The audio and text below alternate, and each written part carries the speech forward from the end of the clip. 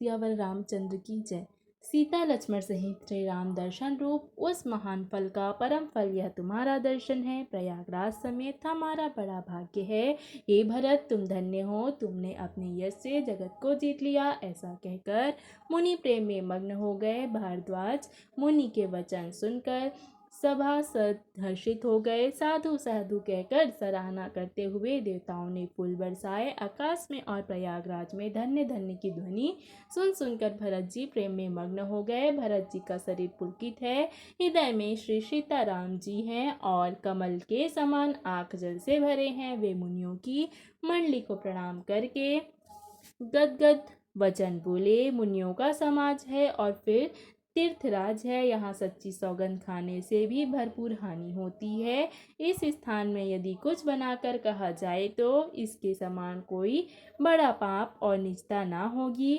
मैं सच्चे भाव से कहता हूँ, आप सर्वज्ञ हैं और आप रघुनाथ जी हृदय हृदय के भीतर की जानने वाले हैं। मुझे माता कैकेयी की करने का कुछ भी विचार नहीं है और ना मेरे मन में इसी बात का दुख है कि जगत मुझे नहीं समझेगा, ना यही डर है कि मेरी परलोक बिगड़ जाएगी और ना पिताजी के मरने का ही मुझे शोक है, क्योंकि उनका सुंदर पुण्य और सुयश विश्व भर में सुशोभित है। उन्होंने श्री राम लक्ष्मण सरीखे पुत्र पाए, फिर जिन्होंने श्री रामचंद्र जी के विरह में अपने क्षणभंगुर शरीर को त्याग दिया, ऐसे राजा के लिए विचार करने का कौन प्रसंग है। सोच इसी बात का है कि श्री राम जी, लक्ष्मण जी और सीता जी पैरों में बिना जूती के मुनियों का वेश बनाए वन वन में फिरते हैं। वे वल्कल वस्त्र पहनते हैं, फलों का भोजन करते हैं, पृथ्वी पर कुश और पत्ते बिछाकर सोते हैं और वृक्षों के नीचे निवास करके नित्य सर्दी गर्मी वर्षा और हवा सहते हैं। इसी दुख के जलन से निरंतर मेरी छाती जलती रहती है। मुझे न दिन में भूख लगती है और न रात को नींद आती है। मैंने मन ही मन सारे विश्व को खोज डाला, पर इस कुरोग की औषधि कहीं नहीं है। माता का कुमत अर्थात बुरा विचार पापों का मूल बढ़ई है। उसमें हमारे हित का वसूला बनाया, उससे कलह रूपी कुकाट का कुयंत्र बनाया और 14 वर्ष की अवधि रूपी कठिन कुमंत्र पढ़कर उस यंत्र को गाड़ दिया। मेरे लिए हमने यह सारा कुठाट अर्थात बुरा सास रचा और जगत को 12 बाट अर्थात छिन्न भिन्न करके कष्ट कर डाला। यह कुयोग श्री रामचंद्र जी के लौट आने पर ही मिट सकता है और तभी अयोध्या बच सकती है, दूसरे किसी उपाय से नहीं। भरत जी के वचन सुनकर मुनि ने सुख पाया और सभी ने प्रकार से प्रशंसा की। मुनि ने कहा, हे तात, अधिक विचार मत करो, श्री रामचंद्र जी के चरणों का दर्शन करते ही सारा दुख मिट जाएगा। इस प्रकार मुनिश्रेष्ठ भरद्वाज जी ने उनका समाधान करके कहा, अब आप लोग हमारे प्रेम प्रिय अतिथि बनिए और कृपा करके कंदमूल फल फूल जो कुछ हम दे स्वीकार कीजिए। मुनि के वचन सुनकर भरत के हृदय में विचार आया कि यह बेमौके बड़ा बेढक संकोच आ पड़ा। वे गुरुजनों की वाणी को महत्वपूर्ण आदरणीय समझकर चरणों की वंदना करके हाथ जोड़कर बोले, हे नाथ, आपकी आज्ञा को सिर चढ़ाकर उसका पालन करना यह हमारा परम धर्म है। भरत जी के वचन मुनि श्रेष्ठ को अच्छे लगे। उन्होंने विश्वास पात्र सेवकों और शिष्यों को पास बुलाया और कहा कि भरत की पहुनाई करनी चाहिए, जाकर कंदमूल और फल लाओ। उन्होंने हे नाथ बहुत अच्छा कहकर सिर झुकाया और तब वे बड़े आनंदित होकर अपने अपने काम को चल दिए। मुनि को चिंता हुई कि हमने बहुत बड़े अतिथि को न्योता दिया है, अब जैसा देवता हो वैसे ही उसकी पूजा भी होनी चाहिए। यह सुनकर रिद्धियां और अनिमादि सिद्धियां आ गई और बोली, हे गोसाई, जो आपकी आज्ञा हो सो हम करें। मुनिराज ने प्रसन्न होकर कहा, छोटे भाई शत्रुघ्न और समाज सहित भरत जी श्री रामचंद्र जी के विरह में व्याकुल हैं। इनकी पहुनाई अर्थात आतिथ्य सत्कार करके इनके श्रम को दूर करो। रिद्धि सिद्धि ने मुनिराज की आज्ञा को सिर चढ़ाकर अपने को बड़भागिनी समझा। तब सिद्धियां आपस में कहने लगी, श्री राम चंद्र जी के छोटे भाई भरत ऐसे अतिथि हैं जिनकी तुलना में कोई नहीं आ सकता, अतः मुनि के चरणों की वंदना करके आज वही करना चाहिए जिससे सारा राज समाज सुखी हो। ऐसा कहकर उन्होंने बहुत से सुंदर घर बनाए जिन्हें देखकर विमान भी विलखते हैं। उन घरों में बहुत से भोग, इंद्रियों के विषय और ऐश्वर्य अर्थात ठाट बाट का सामान भरकर रख दिया, जिन्हें देखकर देवता भी ललचा गए। दासी दास सब प्रकार की सामग्री लिए हुए मन लगाकर उनके मनों को देखते रहते हैं। जो सुख के समान स्वर्ग में भी स्वप्न में भी नहीं है, ऐसे सब सामान सिद्धियों ने पल भर में सजा दिए। पहले तो उन्होंने सब किसी को जिसकी जैसी रुचि थी वैसे ही सुंदर सुखदायक निवास स्थान दिए और फिर कुटुंब सहित भरत जी को दिए, क्योंकि ऋषि भारद्वाज जी ने ऐसी ही आज्ञा दे रखी थी कि भरत जी चाहते थे कि उनके सब संगियों को आराम मिले। इसलिए उनके मन की बात जानकर मुनि ने पहले उन लोगों को स्थान देकर पीछे सपरिवार भरत जी को स्थान देने के लिए आज्ञा दी थी। मुनि श्रेष्ठ ने तपोबल से ब्रह्मा को भी हैरान कर देने वाला वैभव रच दिया।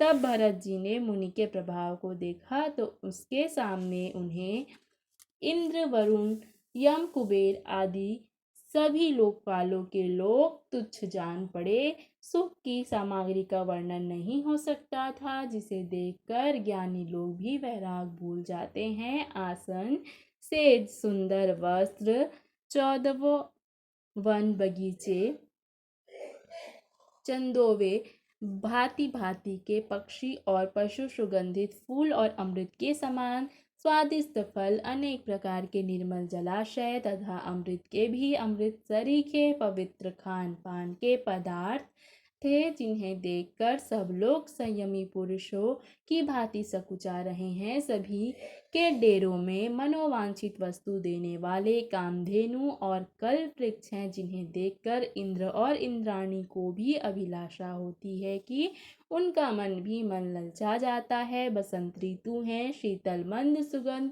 3 प्रकार की हवा बह रही है। सभी को धर्म, अर्थ, काम और मोक्ष चारों पदार्थ सुलभ हैं। माला, चंदन, स्त्री आदि भोगों को देखकर सब लोग हर्ष और विषाद के वश हो रहे हैं। हर्ष तो भोग सामग्रियों को और मुनि के तप प्रभाव को देखकर होता है, और विषाद इस बात का है कि श्री राम के वियोग में नियम व्रत में रहने वाले हम लोग भोग विलास में क्यों आप फंसे।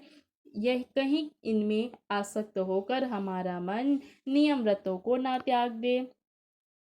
संपत्ति भोग विलास की सामग्री चकवी है और भरत जी चकवा है, और मुनि की आज्ञा खेल है, जिसने उस रात को आश्रम रूपी पिंजरे में दोनों बंद कर रखा है। और ऐसे ही सुबह हो गई, जैसे किसी बहेलिए के द्वारा एक पिंजरे में रखे जाने पर भी चकवा चकवी का रात को संयोग नहीं होता, वैसे ही भरद्वाज जी की आज्ञा से रात भर भोग सामग्रियों के साथ रहने पर भी भरत जी के मन से भी उनका स्पर्श तक नहीं किया। भरत जी ने तीर्थ राज में स्नान किया और समाज सहित मुनि को सिर झुकाकर और ऋषि की आज्ञा तथा आशीर्वाद को सिर चढ़ाकर दंडवत करके बहुत विनती की।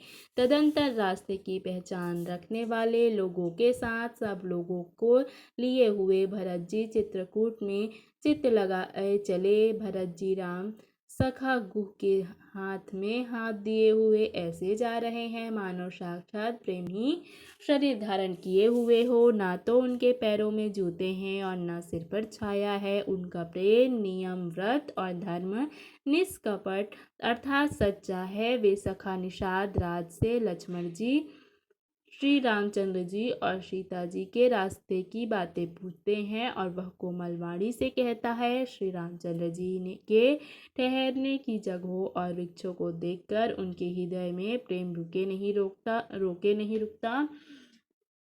भरत जी की यह अवस्था देखकर देवता फूल बरसाने लगे। पृथ्वी कोमल हो गई और मार्ग मंगल का मूल बन गया। बादल छाया किए जा रहे हैं। सुख देने वाली सुंदर हवा बह रही है। भरत जी के जाते समय मार्ग जैसा सुखदायक हुआ वैसे ही श्री रामचंद्र को भी नहीं हुआ था। रास्ते में असंख्य जड़ चेतन जीव थे।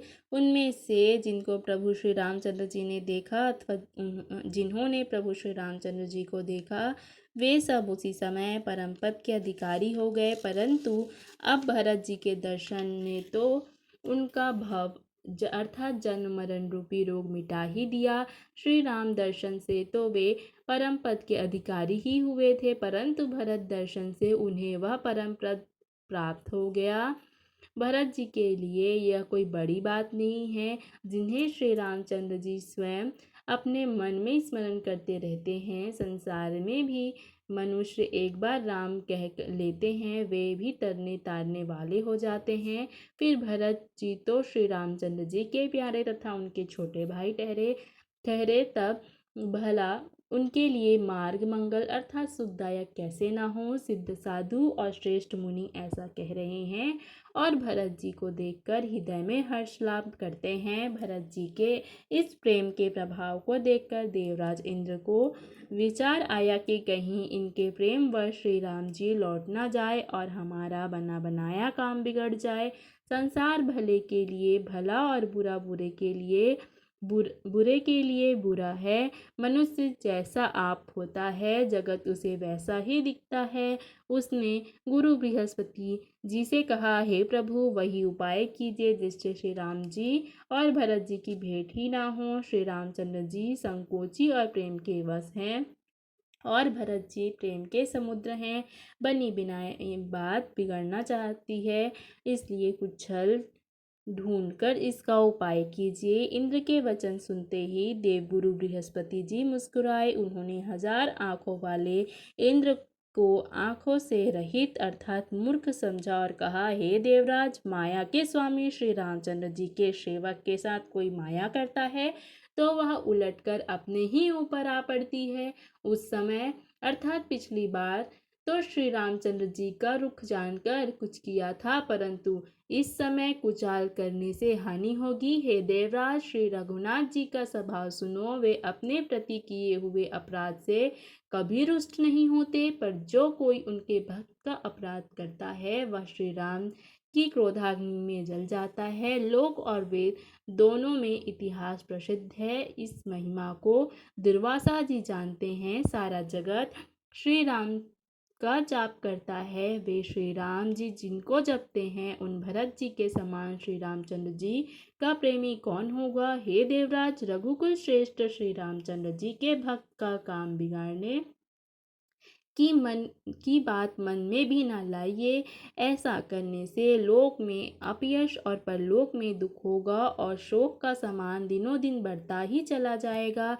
हे देवराज, हमारा उपदेश सुनो। श्री रामचंद्र जी को अपना सेवक परम प्रिय है। वे अपने सेवक की सेवा से सुख मानते हैं और सेवक के साथ वैर करने में बड़ा भारी वैर मानते हैं। यद्यपि वे सम है, उनमें न राग है न द्वेष है और न वे किसी का पाप पुण्य और गुण दोष ही ग्रहण करते हैं। उन्होंने विश्व में कर्मों को ही प्रदान कर रखा है। जो जैसा करता है वह वैसा ही फल भोगता है।